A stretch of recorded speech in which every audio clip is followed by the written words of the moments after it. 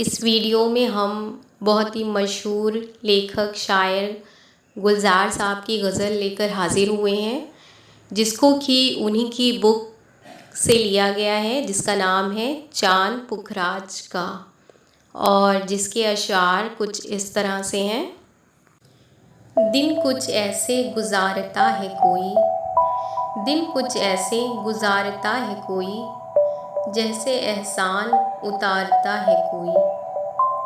दिल में कुछ यूँ संभालता हूँ गम, जैसे ज़ेवर संभालता है कोई। आईना देखकर तसल्ली हुई, हमको इस घर में जानता है कोई।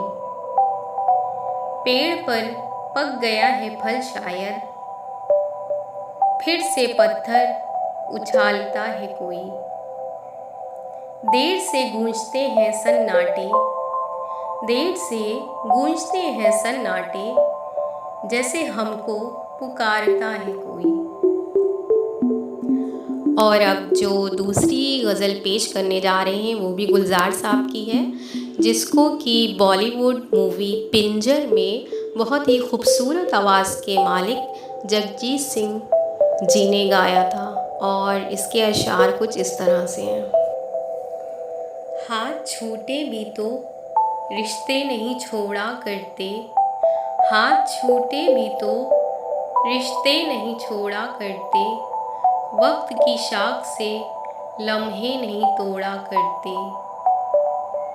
जिसकी आवाज़ में सिलवट हो निगाहों में शिकन, ऐसी तस्वीर के टुकड़े नहीं जोड़ा करते।